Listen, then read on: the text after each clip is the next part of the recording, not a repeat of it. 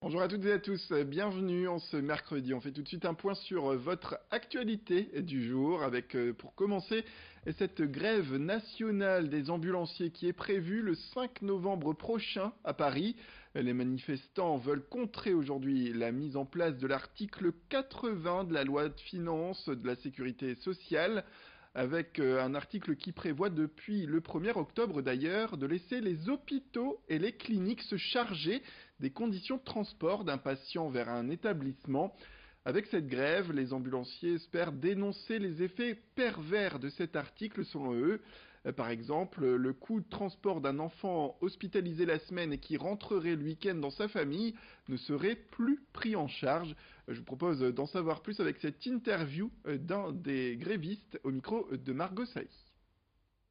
Informer le public qu'une grève nationale aura lieu à Paris pour tous les ambulanciers de France, de tous les départements, pour protester justement contre l'article 80 qui bafoue un peu notre profession, concernant surtout le libre choix du patient qui sera inexistant, l'extinction des PME via les contrats, les remises qui seront faites via les appels d'offres sur les centres hospitaliers et qui a pour but en fait de donner une enveloppe à chaque hôpital en fait. Et, et veut dire l'hôpital en lui-même va faire un appel d'offres au niveau des sociétés pour faire des remises sur les transports. Or pour nous c'est la mort des PME car on ne peut pas s'aligner sur les grands groupes. Tout au moins dans le Nord-Pas-de-Calais, il y a des grosses sociétés d'ambulance. Nous, on est une société où il y a une ambulance, un VSL. On ne peut pas travailler à moins 30, moins 40, moins 60%. Pour nous, c'est la mort assurée. Le tribunal de grande instance de Strasbourg a une nouvelle fois retardé sa décision sur l'avenir de la Syrie nordiste Ascoval. C'était aujourd'hui. Un retard que Xavier Bertrand, le président des Hauts-de-France, avait toutefois prédit la semaine dernière, affirmant que le président de la République souhaite ne pas faire de vagues dans la région avant sa visite prévue le 11 novembre prochain.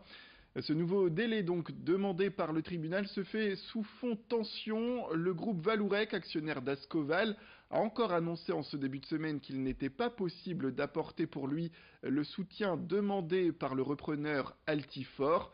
Valourec qui est pourtant une entreprise dont l'État est actionnaire.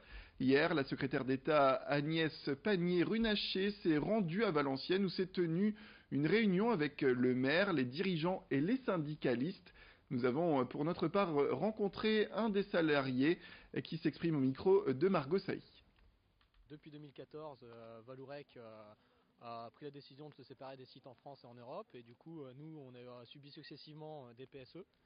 Et on a été repris plusieurs fois. Et donc là, on est encore mis en vente avec un potentiel repreneur que Valourec a débouté hier. Donc officiellement, il a refusé d'aider le repreneur à la reprise. Lui, il a donné des raisons qui l'incombent. Hein. Il trouve des arguments, on en trouve toujours des arguments. Après, je pense que lui, son vrai objectif, c'est vraiment de désindustrialiser la France et de se séparer des sites.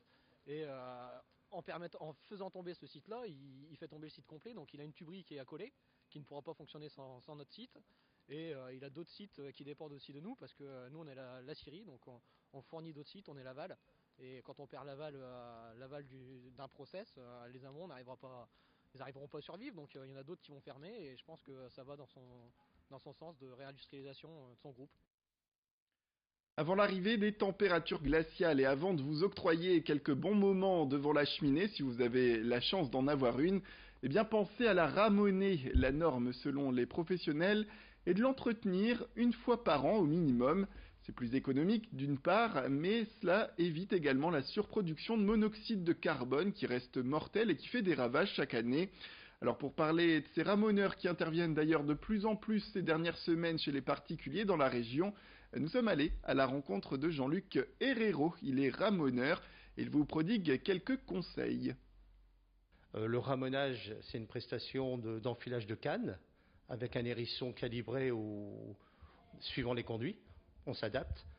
Si c'est tubé, si c'est de la brique, c'est le résultat qui compte, quoi, c'est tout. Pas brûler de résineux, pas brûler de matière plastique, pas d'emballage cadeau, style en période de Noël, les sapins, tout ça c'est strictement interdit.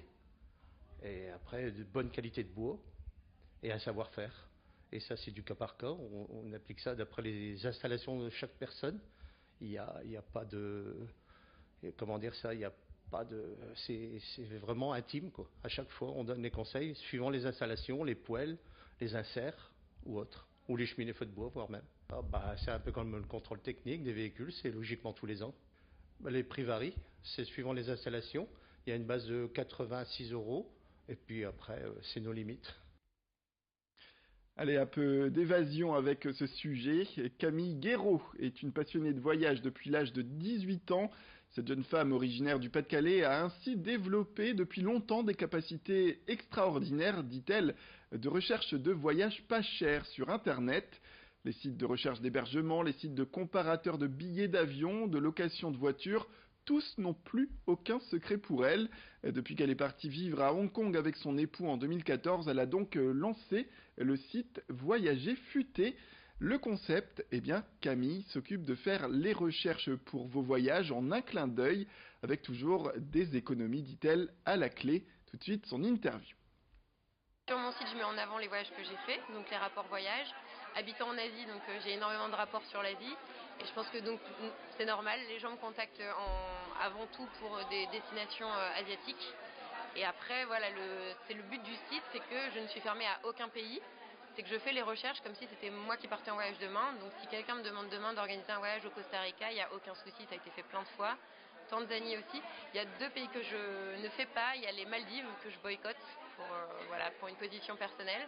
Et ensuite la Namibie, qui est un pays d'Afrique qui est assez difficile au niveau sécurité et organisation. Et je ne souhaite pas prendre de risques à ce niveau-là. Sinon, pour tout le reste, je couvre absolument toutes les destinations.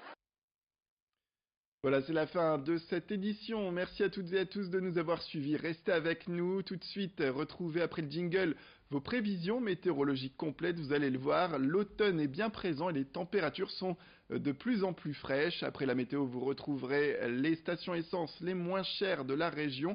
Un petit récapitulatif assez pratique, sans oublier les prochains titres qui arrivent au prochain quart d'heure.